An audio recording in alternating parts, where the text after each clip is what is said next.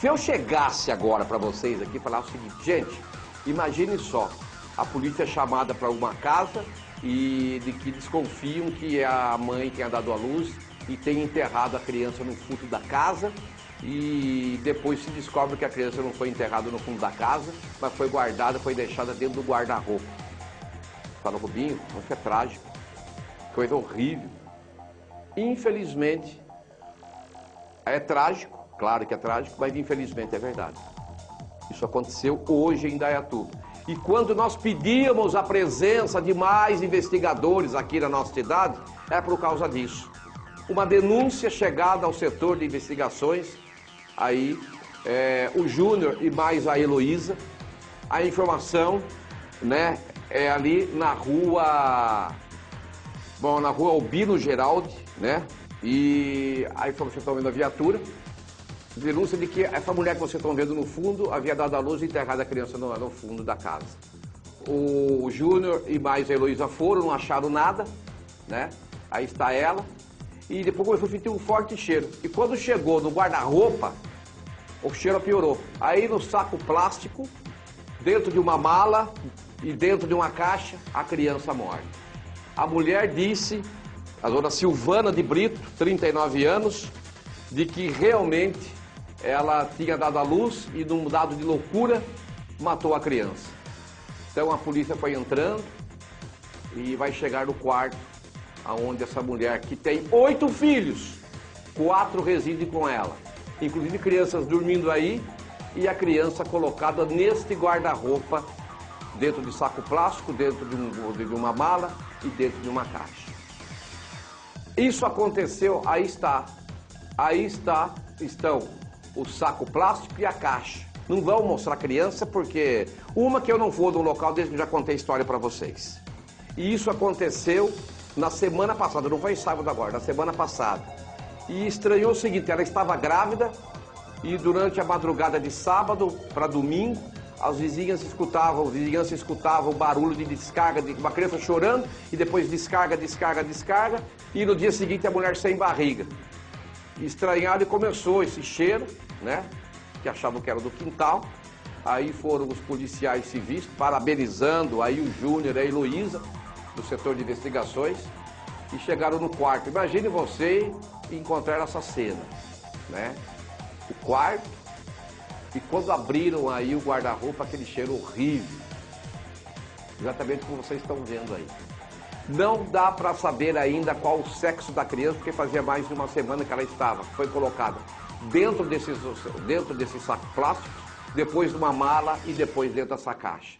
O sangue do lado foi quando encontraram a criança e puseram a criança no chão. Bom, não vai a imagem da criança, não vai colocar. Claro que aqui não é sensacionalismo, aqui não é quanto pior melhor. Eu já estava de acordo que não vão mostrar, e eu nem vi, porque eu não faço matéria de criança mais morta, né?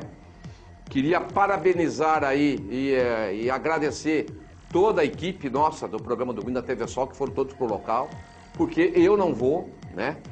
E a Thaís teve contato com o Nivaldo dos Santos, que é o ex-marido da Silvana, com o qual teve um relacionamento de 17 anos, 15 anos. Tiveram 8 filhos e funcionava assim: 4 ficava com a Silvana e 4 com eles. A cada 10 dias, uma semana, 10, 15 dias eles trocavam. As crianças que estavam com o Nivaldo eram levadas para a casa da Silvana e da Silvana ia para a assim ia tendo. Ele disse para a Thaís que ela sempre foi, não teve nenhum tipo de problema, né? E que estranho que acabou acontecendo.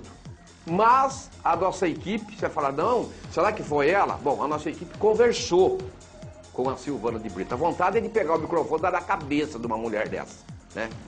Mas eu vou só relatando para vocês, porque vai ter desdobramentos ao longo do nosso bate-papo, inclusive nos próximos programas.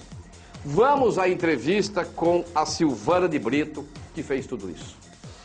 Você pode falar pra gente por que a senhora fez isso? Eu mesmo não sei por que eu fiz isso, não sei. Não sei o que passou pela minha cabeça pra fazer isso. Me arrependo muito de ter feito isso. Quando a senhora fez isso? Foi no domingo agora. Não agora, do outro, quer dizer. Mais de uma semana, é isso? Fez uma semana agora, domingo, né?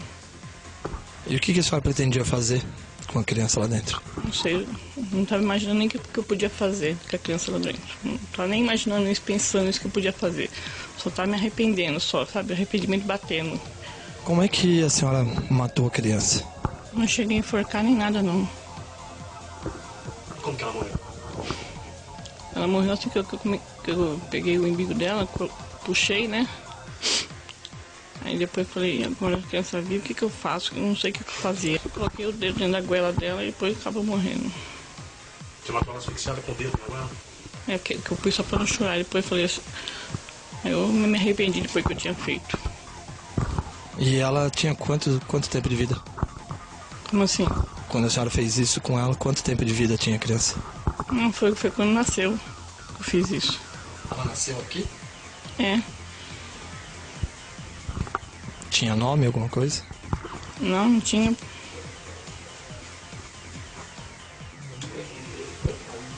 É uma menina? Eu não cheguei a ver na hora, sabe? Na hora me deu um branco, um negócio, não sei, que não cheguei a ver nada. E o pai da criança? O pai da criança só me engravidou e sumiu. Nunca mais apareceu. Mas a senhora era casada com ele, alguma coisa? Não era nada, não. É só um paquera que eu tive, conheci uns par de tempo e pronto. Quantos filhos você teve? Não, eu não conheço. Com o outro que eu separei, eu tenho 8. Já tem 8 filhos, esse seria o 9º filho, é isso? Isso. E o resto dos filhos, agora a senhora não pensou que agora o que vai acontecer com os outros filhos da senhora? Não cheguei a pensar. Eu tô pensando agora. Porque 4 já moram com o pai, sabe? E 4 moravam comigo. Porque eu não queria que as minhas 2 bebezinhas, que é meia doente, morassem com o pai. Não queria. Não quero isso. Eu me arrependo muito do que eu fiz, mas muito mesmo. De verdade. O que ela tem? Ela tem... deu convulsão quando não tava com o pai, sabe? Que ela de 15 dias vai passear com o pai, sabe? Aí eu marquei uns médicos que ela tem que passar pro médico pra ver se tem a convulsão mesmo. E ela tem problema de não pode engordar muito. Que ela é doentinha, pequenininha minha.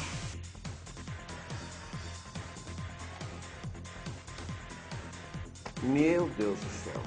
É nojento, né, gente? O que passou na cabeça da mulher? A criança chorou e enfiou o dedo na goela.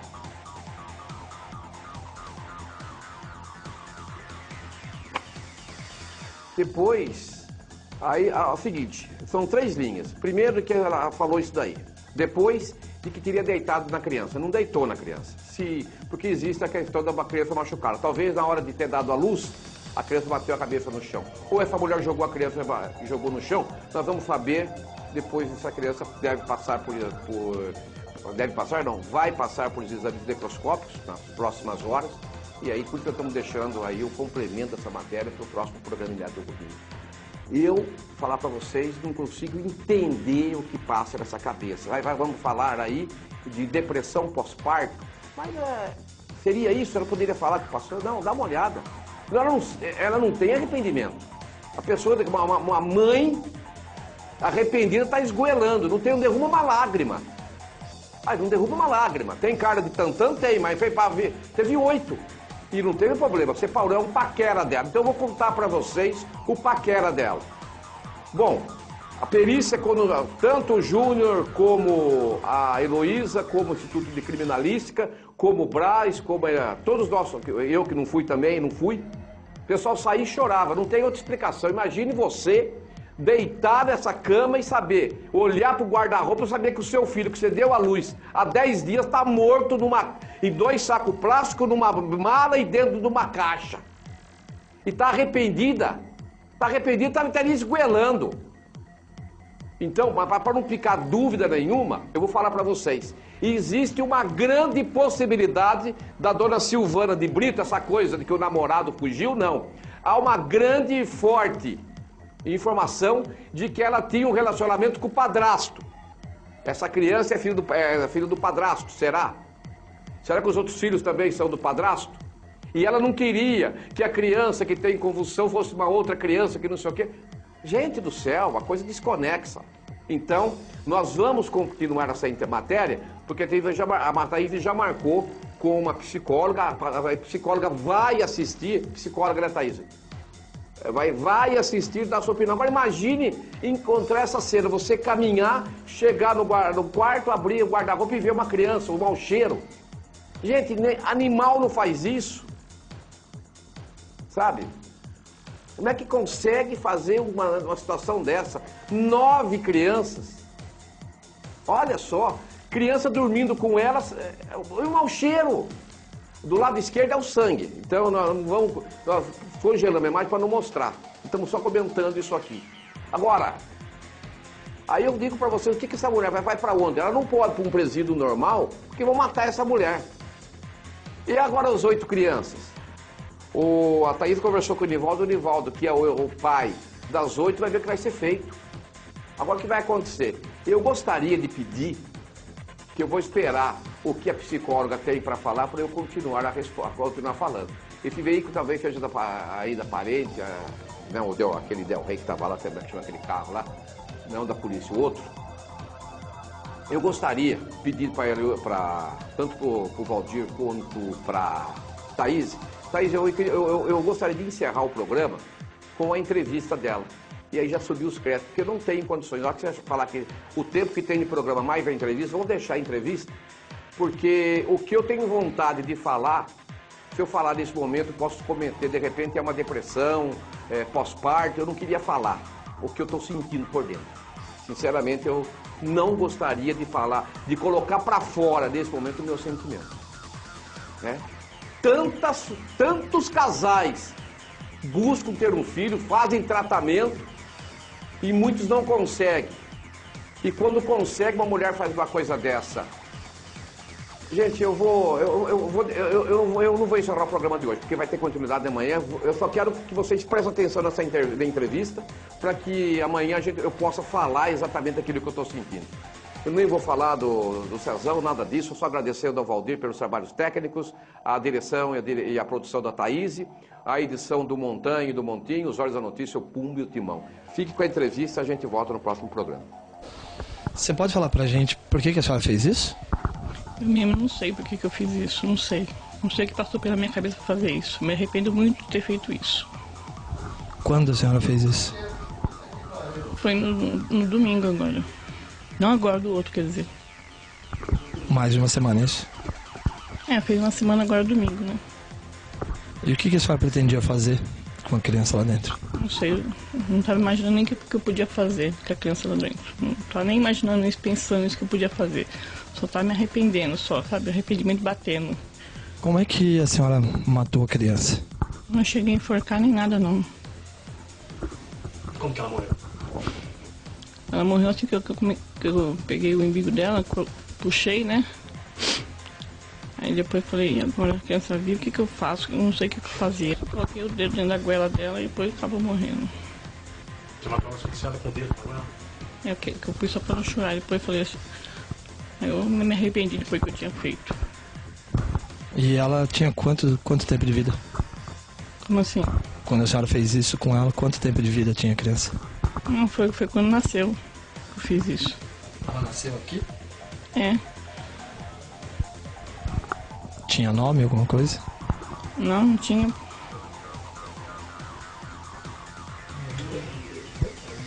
É uma menina? Eu não cheguei a ver na hora, sabe? Na hora me deu um branco, um negócio, não sei, não cheguei a ver nada. E o pai da criança? O pai da criança só me engravidou e sumiu. Nunca mais apareceu. Mas a senhora era casada com ele, alguma coisa? Não era nada, não. Só um paquera que eu tive, conheci uns par de tempo e pronto. Quantos filhos você teve? Não, eu não conheço com o outro que eu separei, eu tenho 8. Já tem 8 filhos, esse seria o 9º filho, é isso? Isso. E o resto dos filhos, agora a senhora não pensou que agora o que vai acontecer com os outros filhos da senhora? Não cheguei a pensar, eu tô pensando agora, porque 4 já moram com o pai, sabe? E 4 moravam comigo. Eu não queria que as minhas 2 bebezinhas, que é meia doente, morassem com o pai, não queria. Não quero isso. Eu me arrependo muito do que eu fiz, mas muito mesmo. De verdade. O que ela tem? Ela deu convulsão quando não tava com o pai, sabe? Que ela de 15 dias vai passear com o pai, sabe? Aí eu marquei uns médicos, que ela tem que passar pro médico pra ver se tem a convulsão mesmo.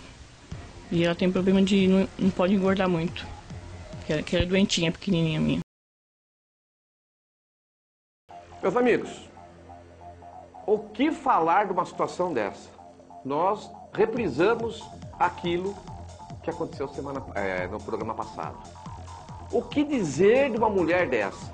Uma mulher que tem 8 filhos, com todo respeito, gente. Você olhando para essa mulher, não parece que ela tem 39 anos. Ela tem fisionomia de uma pessoa de 60, normalmente é pessoa que usa crack. Com todo respeito, eu não sei porque se foi em função dos 8 filhos, se essa mulher trabalhou na lavoura, ou se ela veio de algum lugar que demorou para ser registrada. Com todo respeito. Essa mulher está acabada. E eu não entendo o que passa na cabeça dela.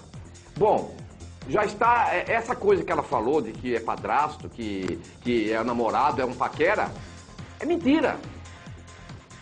Ela teve um caso com o padrasto que criou ela desde os 3 anos de idade. E ela disse que fez isso depois ela falou no depoimento, de que era uma vergonha na vida dela, por isso que ela fez isso. Para com isso, gente, para com isso. A criança não tem culpa de nada, a criança não tem culpa de nada. Nada, absolutamente nada. Agora, o que leva uma pessoa a fazer isso? A vontade da gente falar, né?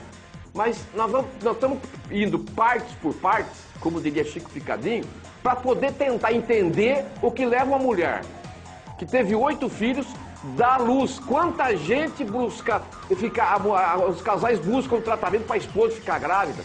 Quantas pessoas se engravidam e perdem a criança durante a gravidez.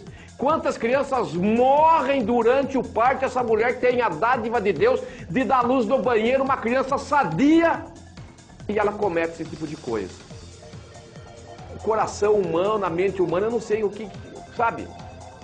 Para onde vai. Mas, para que nós possamos ter aí algumas respostas, antes de realmente vir aqui e poder falar, que eu tenho vontade de falar, nós vamos aí ouvir quem pode nos dar alguma informação. E a Thaís foi com a nossa equipe até a casa de uma psicóloga, né? Até a clínica dela, né? Da Fátima Fittipaldi, né? É isso. Desculpa, Renata Fittipaldi. Renata Fittipaldi. Ela acompanhou, ela reviu, acabou revendo as imagens, e a Thaís fez a matéria com ela, tentando explicações do que aconteceu. Vamos aí à entrevista com a psicóloga e a gente volta já já. Bom, doutora Renata, primeiro eu queria que a senhora assistisse a entrevista que ela concedeu pra gente tentar entender um pouquinho esse comportamento e tentar chegar a uma conclusão sobre essa atitude. Ok, eu acho que chegar a uma conclusão, a gente está sendo... A gente está esperando demais por um vídeo. A gente precisava fazer um estudo de caso, entender direitinho o que é que está acontecendo, para poder falar com clareza e com convicção o que acontece. O que nós vamos fazer é costurar algumas hipóteses, não é? Vamos lá. Então vamos soltar o vídeo e vamos ver o que a gente consegue decifrar para esse. E de fato ela não sabe mesmo.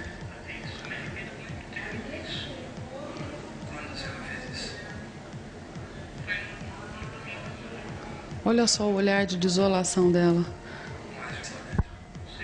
Parece que ela está um pouco perdida. Com certeza. Foi uma atitude passional que ela não calculou que fim que ela ia dar no corpo depois. Quem em seu estado normal consegue pegar o umbigo da criança recém-nascida e puxar? Com certeza, ela estava fora do seu estado normal de consciência. Aliás, ela queria que não tivesse nenhum período de vida, né? Nasceu, ela já queria extirpar o problema. Fruto de uma relação ilícita, inclusive, né? Eu tinha que se livrar da situação. Como se fosse um peso para ela. Como se fosse um peso. Na verdade, a depressão pós-parto, ela pode sim promover esse tipo de atitude. Mas a gente, como eu já disse, a gente teria que fazer todo um estudo de caso, ver o que é isso, não é? Mas veja só, realmente quem é o pai dessa criança? Foi comentado isso? Então, até onde foi averiguado e divulgado, a hipótese que se levanta e confirmado é que o pai da criança é o padrasto dela. Pois é fruto de uma relação ilícita. Como é que ela ia apresentar isso para a sociedade, né? Então, com certeza, ela queria se livrar mesmo. do bebê e nem queria saber qual era o sexo, se era bonitinho, se não era, para exatamente não ter esse vínculo, para se livrar logo do problema, né? É isso que dá para a gente perceber de acordo com o vídeo que está passando aqui. Agora, tem medicação, tem cura e ela vai ter que pagar, juridicamente ela vai ter que ser julgada por isso que ela fez, independente da doença, né? E tem que ver se realmente é um caso de doença. Acho que isso é super importante, investigar isso. Deixa eu perguntar, muitas vezes a gente acha que a depressão pós-parto pode ocorrer na primeira gravidez, mas a situação é que ela já tem outros 8 filhos. Não é regra. Pode acontecer em uma gravidez ou ela pode ter em todas as gravidezes um caso específico de depressão pós-parto, porque assim, a mulher é um ser em constante mudança hormonal. Na gravidez isso é mais acentuado ainda. Então, o que acontece? A hora que esse neném nasce, existe uma alteração hormonal. E tem juristas que defendem o caso de um período puerperal, que isso faz a diferença. E tem jurisprudência que fala que a mulher não pode ser acusada, mas isso aí já é um assunto de advogado jurídico, né? Mas, com certeza, isso pode ser, sim, uma depressão pós-parto, um caso sério de depressão pós-parto, e pode ser um desvio de caráter, né? Pode ser uma psicopatia, então isso precisava ser bem avaliado. É complicado também porque em determinada parte da entrevista ela demonstra uma preocupação por um dos outros 8 filhos dela. E é estranho porque com essa criança ela não quis ter vínculo nenhum. Dá para explicar essa diferença de comportamento? Então, eu acho que pelo fato de quem é esse pai, como foi concebida essa criança, né? Talvez os outros filhos ela entenda que são filhos dela mesmo, não é? E essa criança foi um assassinato com requintes de crueldade, puxar um umbigo, imagina. Então, com certeza, ela não devia estar no seu estado normal. E os outros filhos, não, ela tratava como filhos mesmo, né? Parece que há, sim, essa diferença. Isso mesmo, eu conversei com o pai dos outros 8 filhos dela. Eles ficaram casados durante 15 anos, estão separados há 3 anos, mais ou menos. O que ele, nesse pouco tempo de conversa, ele explicou pra gente que assim, nesses 15 anos de casamento, ela foi uma boa mãe, uma boa esposa, e que só após a separação é que ela se tornou um pouco mais grossa, um pouco mais rude com ele, e não com as crianças. Tanto que ela disse que não queria que um dos filhos ficasse com ele, por essa questão da criança ter uma doença e tal. Dá para entender essa diferença? Como é que você analisa isso? Na verdade, é natural essa mudança de comportamento com o ex-marido, né? Essa coisa meio agressiva, meio grosseira. Mas a preocupação que ela tem é com a criança, né? Percebe? Então, dá a impressão que ela, de fato, tem um cuidado com esses outros filhos. Então, ela aceitou ser mãe desses outros filhos. Mas desse último, parece que não, né? Talvez pelo fato de ser filho de um padrasto. Com certeza, uma situação ilícita, né? Como é que ela ia justificar isso para as pessoas? Bom, algumas pesquisas, essa doença, a depressão pós-parto, tem cura com medicamento e tal. Como é que fica a situação psicológica? Precisa de um acompanhamento? Na verdade, toda depressão, seja ela pós-parto ou uma depressão, ela precisa de duas frentes de trabalho. Primeiro, a medicação psiquiátrica e também a psicoterapia. Uma coisa não resolve sem a outra, seja qual for o tipo da depressão. A depressão pós-parto é um pouco mais... tem que ter um pouco mais de cuidado para ser tratada por conta da amamentação do neném, não é? Não nesse caso específico, mas as mães que têm filhos e que passam por esse período de depressão pós-parto, elas precisam de uma orientação constante do seu médico, porque não é todo remédio que ela pode tomar por conta da amamentação. Mas tem cura, sim, tem controle, porque a depressão é uma doença que não tem cura, é como diabetes, ela tem controle, não tem cura. O fato dela ter matado, tentado se livrar da criança e escondido o corpo da criança dentro do guarda-roupa, isso mostra que foi uma coisa premeditada ou uma coisa que ela queria tanto se livrar que depois ela resolveria o problema? Eu acho que não foi premeditado, acho que foi uma situação passional, onde ela fez e depois ela ia pensar na consequência, se é que ela conseguiu pensar em consequência, né? Porque estava ali já há mais de uma semana no armário. A situação complicada porque ela ficava com 4 filhos e 4 ficavam com o ex-marido. E essas crianças dormiam no mesmo quarto em que estava o corpo dessa 9ª criança. Imagine agora como essas crianças estão vendo essa mãe, né? Eu acho que essa família vai precisar de ajuda psicológica, enfim, ajuda jurídica, ver o que vai acontecer com essas crianças, porque eles estão numa situação agora delicada. O que resta agora é realmente um acompanhamento. É isso que precisa ser detectado, se é uma depressão pós-parto ou não, e tratar, é isso? Com certeza, independente do que venha a acontecer com ela, tem que ser tratado essa situação que ela tem, né? Se é uma depressão mesmo ou não, precisa ser investigado. Não só ela, como os outros filhos também. Os outros filhos agora vão precisar de um acompanhamento, com certeza, né? Uma situação dessa é atípica. Parabéns à matéria da Thaís e é bom ressaltar aquilo que disse a psicóloga, né? Muito bem.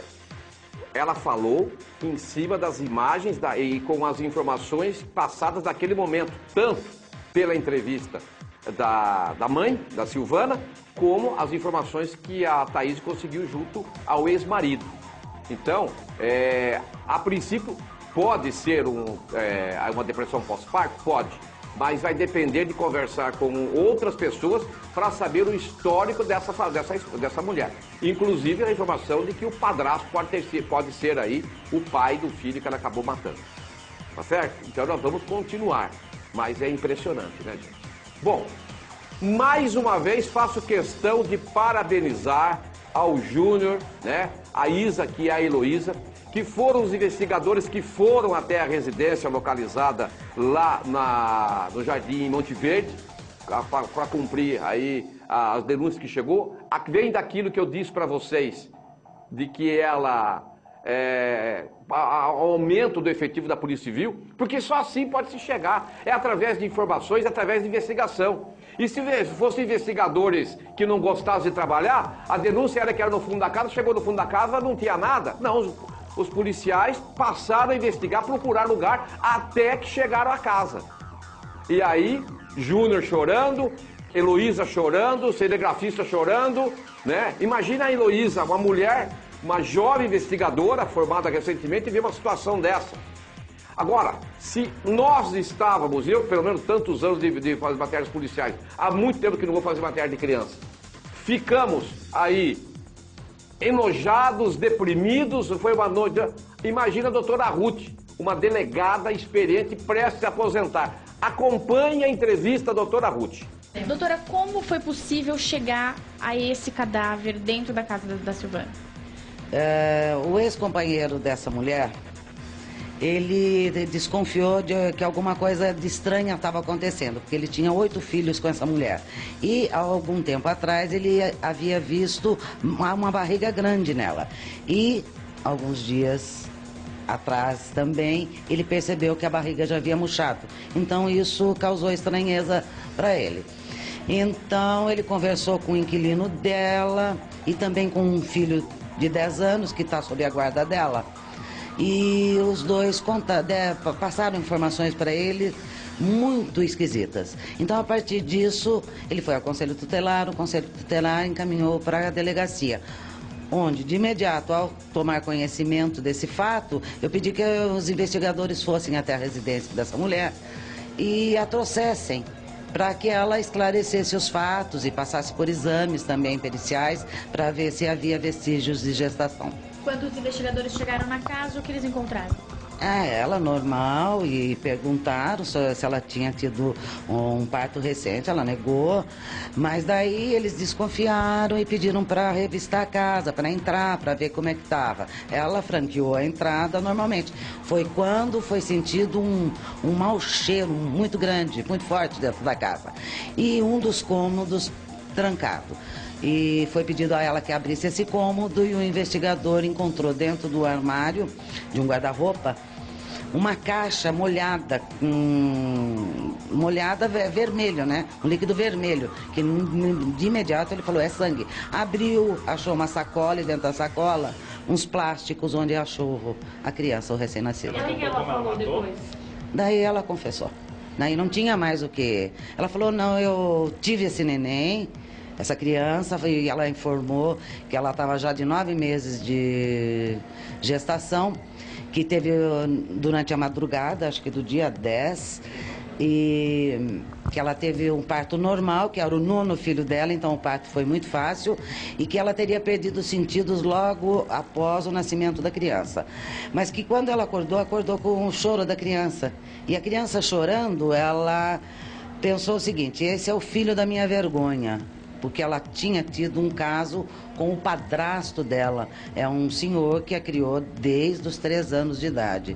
Então ela estava muito envergonhada. De imediato ela resolveu matar a criança. Esse inquilino dela, que morava na casa dos fundos, o que ele viu de estranho e contou pro ex-marido? Não, ele também tinha notado a barriga grande e depois, durante uma madrugada, acho que do dia 10, ele escutou muitos barulhos, porque ele mora na parte de baixo da casa e o cômodo que ele dorme, o banheiro do andar de cima, fica o banheiro do andar de cima. Ele escutou barulho muito estranho, descargas, passos, barulho estranho. E no dia seguinte, ele foi usar o banheiro, quando ele acordou, e viu sangue na parede, espalhado, que acho que ela limpou, mas não limpou muito bem.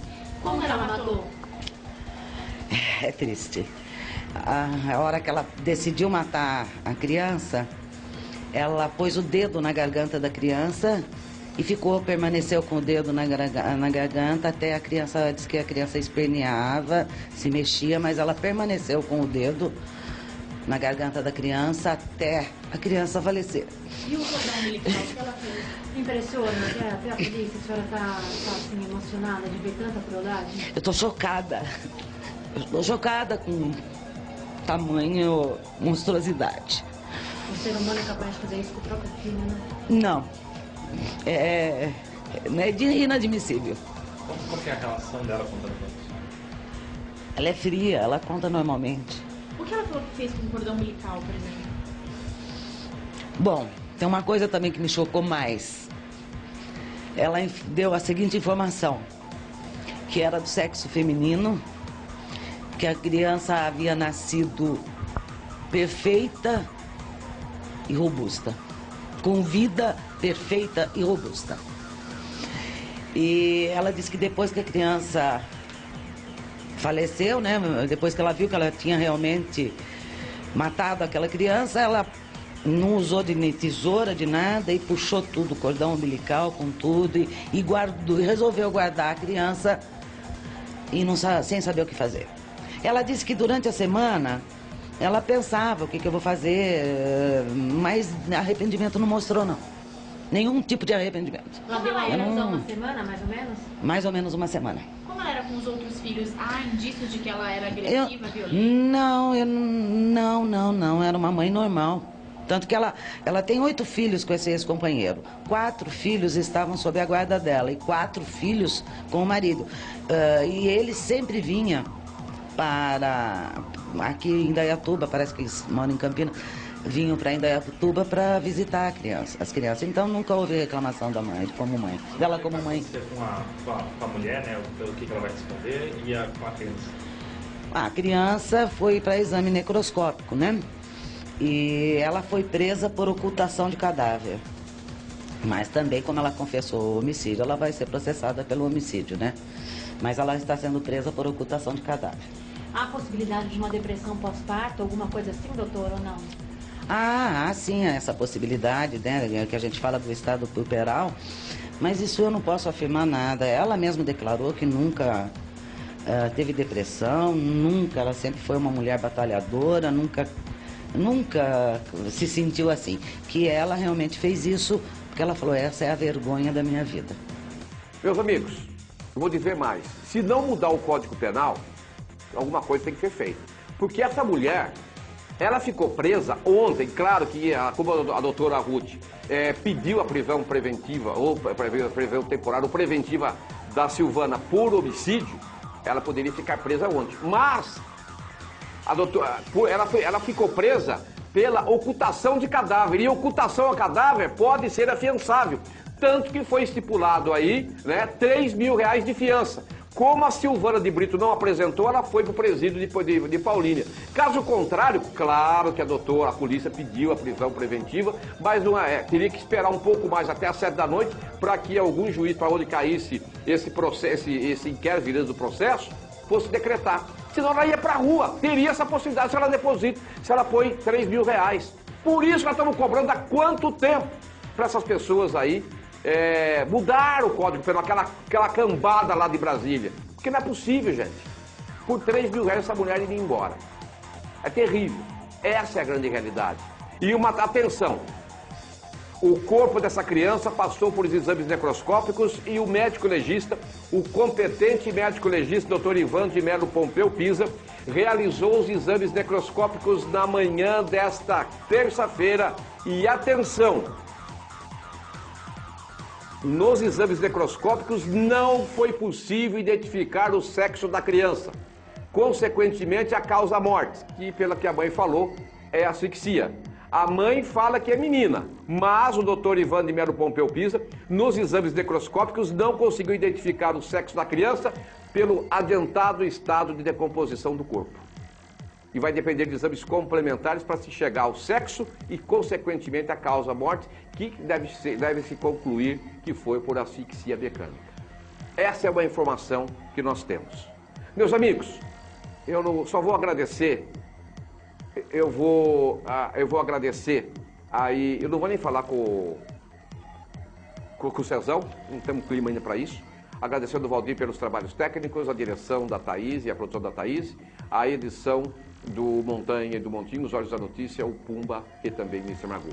Parabéns, Polícia Civil, parabéns, e que bom que os policiais, como a doutora Ruth e como todos os outros policiais civis que atenderam a sua ocorrência, ainda têm sentimentos. Porque quando nós perdemos esse sentimento, nós estamos aí também englobados junto com certas pessoas. Nós vamos ficar com a entrevista, parte da entrevista, a parte emocionante da entrevista da doutora Ruth, para que fique de lição, que nós não podemos perder aí o nosso sentimento, porque senão será o fim de tudo. Fui. É triste. A hora que ela decidiu matar a criança, ela pôs o dedo na garganta da criança e permaneceu com o dedo na garganta até a criança, disse que a criança esperneava, se mexia, mas ela permaneceu com o dedo na garganta da criança até a criança falecer. E o cordão umbilical que ela fez? Impressiona, até a polícia, a senhora está assim, emocionada de ver tanta crueldade? Eu estou chocada. Eu estou chocada com tamanho monstruosidade.